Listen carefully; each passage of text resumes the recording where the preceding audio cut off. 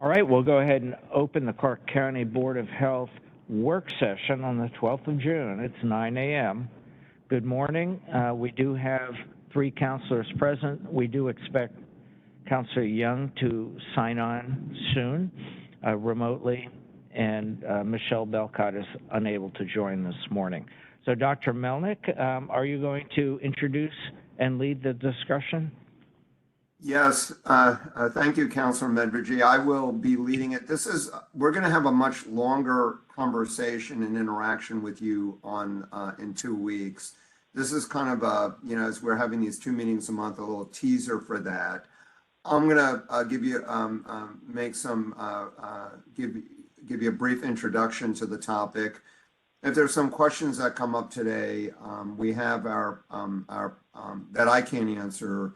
We have our food safety program manager, Bridget Holland, on the panel here, who might be able to, and there she is, who might be able to answer questions that I can't answer. But we're going to be giving a much more detailed discussion about this on the 26th, when we have the full Board of Health meeting. And basically, we'll be talking about, given the time of year, we'll be talking about food safety, particularly around temporary events, although the concepts that we're going to be talking about relate to food safety in general. So, and saying that, our food safety program not only works with restaurants, but also with mobile food trucks and other food establishments to make sure that the proper food handling practices are used and the food is safe for consumers. And the work that our staff does includes reviewing plans for new food establishments. We do on-site inspections of existing food establishments, and we provide guidance to food workers and actually for temporary events to the event organizers as well. So just to give you an idea of the volume, last year, our team conducted over 2,700 routine inspections of food establishments. So now that we're at this time of year, we're beginning to see an increase in the number of public events with food vendors, such as, and in locations such as concerts, farmers markets, movies in the parks, parades, car shows, community festivals, and also the Clark County Fair. So we're seeing many more of these events, and that include food vendors.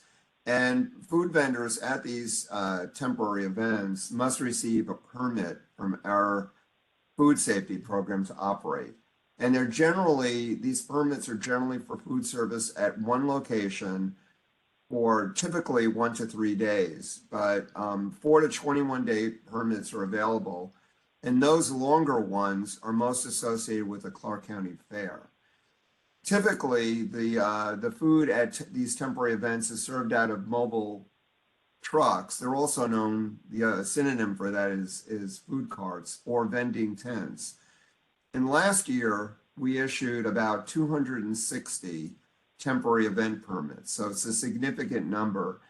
And about 80% of those temporary permits were issued from May through September, those 5 months. And that translated into 208 inspections during that 5-month period. So in 2 weeks, when we meet with you longer, we'll give you a lot more detail about what we look for when reviewing event application plans and what we inspect during the events. And given that thousands of people eat food at the events, you can imagine how critical this is to have safe practices. And as you all know, that the preparation of food itself in an unsafe manner is a leading cause of foodborne illness. We have, just want to let you know, in anticipation of the meeting in a couple of weeks, we have a portal on our website where people can submit public health concerns, and we can look at the, including reporting illness to be believed to be associated with, if they believe that their illness is associated with food establishments. Last year, to give you an idea of the volume, we received 174 foodborne illness-related complaints. That didn't mean that they were all related to foodborne illness, but we take a look at those and evaluate them as in terms of determining whether there is a risk, whether it is indeed related to that meal or the food consumed, and whether there's potential risk to the public. Our infectious disease team works really closely with our food safety team. We follow up on illness complaints, and we investigate suspected and confirmed cases of foodborne illness that may be associated with food establishments. So we do evaluate those. When our food safety team is conducting inspections at food establishments, they look at food handling practices, if not done properly, can lead to foodborne illness. We'll talk more about this in 2 weeks, but from my experience here, the biggest issues around temperature, for example, hot food being kept hot enough and cooling appropriately. Also things like hygiene, hand washing and cross-contamination. We'll get into more of that in 2 weeks. The results of our inspections are on our website.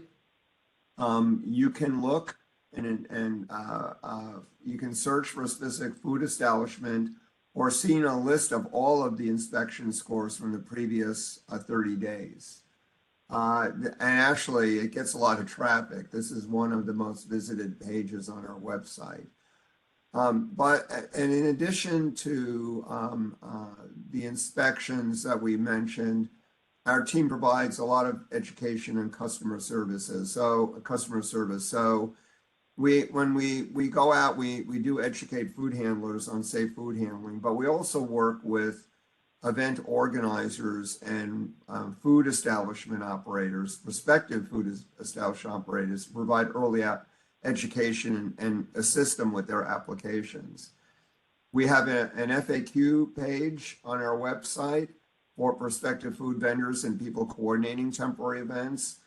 And every year, before we receive an actual application, our staff provides direct customer service to about 400 new prospective food establishments, including the temporary event folks and new restaurant openings and grocery stores. So our food safety team not only protects health, but the work we do actually helps businesses, because the better their practices and the safer their practices, that results in less of a disruption to service and sales when there are fewer violations.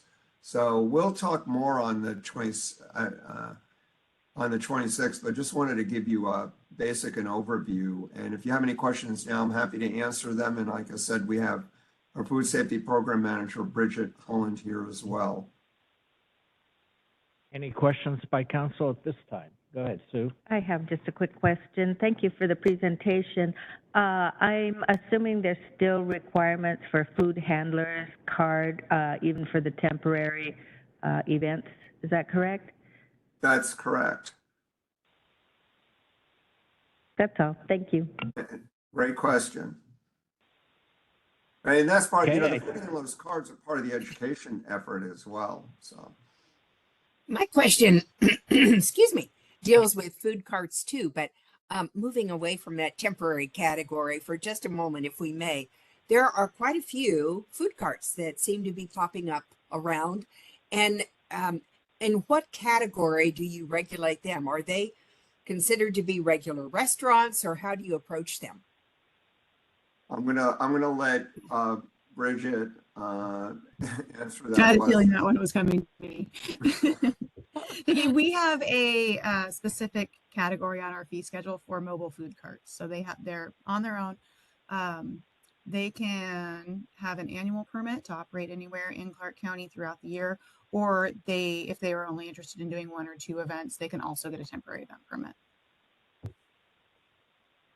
So are their inspections consistent with what regular restaurants get? Yes, yes. The frequency of inspections for an annual permit holder, regardless of the type of annual permit, is based on the complexity of the menu. So if a food, so like a restaurant, if a food cart only, for example, serves coffee, they're not going to have the same frequency. Correct me if I'm wrong, Bridget, that's somebody who serves like full meals. And Correct. whether they have to keep food hot or cold, whether they do that, that increases the level of complexity in terms of the number of inspections they get per year. Yes, and the more complex the food preparation steps, the more inspections one would expect to get in a year. So yeah, it's more about the food and the food prep than it is about what the mobile or the bricks and mortar, if that makes Yeah. sense. So, Dr. Melick, I'm not sure if I heard what I think you just said. So it seems to be nationally, it's certainly locally, an emerging growth business to have these food cart locations. We just had one open just south of where Karen Bowerman is. We've had one in Camps Washougal for a while, in the city of Vancouver. I'm imagining that these centralized food truck locations have a lot of remote food prep locations behind them. You know, they're not doing everything in the food truck. So when you are issuing these annual permits, are you inspecting the whole logistics train for the preparation of the food? I'm seeing Yes, positive head nods. I'll let Bridget answer, give you more. Yeah, the answer is yes. I'll let Bridget go ahead and talk about it. Yeah, that's correct. The short answer is yes. Most of the food cart pods, I think is what you're talking about, a centralized location where multiple food carts are located. Most of those locations do not have kitchen facilities, refrigeration, warewashing, that type of thing. We promote it, but they don't usually have it. And in that case, the individual food trucks and that permit holder would be responsible for finding and getting approved a commissary kitchen. And so a commissary kitchen can be a permitted food establishment. They propose their place of use, their commissary kitchen, to us. We review that against what that kitchen is doing, their scores, what the food cart is going, which services the food cart's going to be needing from that location, and we issue approvals based on that type of criteria. But every food cart should have a commissary kitchen somewhere where they can wash produce, cut produce, cool food if cooling is needed, that type of thing.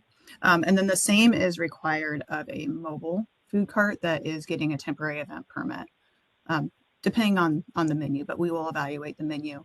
And if there's produce being used, they're going to need to find a commissary kitchen to wash that produce, most likely. Bridget, if I just want to add to this, if there is a commissary kitchen, we also look at how the food is transported from the commissary kitchen and make sure, Councilor Mendici, that there's no, you wouldn't want the food, the temperature violations to occur in transport. Yes, that's true. And that's true even of temporary event permits of vendors who are going to be vending from a tent setup. We talk about transportation during the plan review process. Thank you. Any other questions before Bridget continues? I think if you have more of a presentation, go for it. Or is that it? I think we're going to We're hear doing a that on the lot more 26th. from us on the 26th. Okay. Did Glenn ever join us? Glenn, can you hear us? If I'm here, I can hear you. Did you have any questions? No, I did not. Thank you.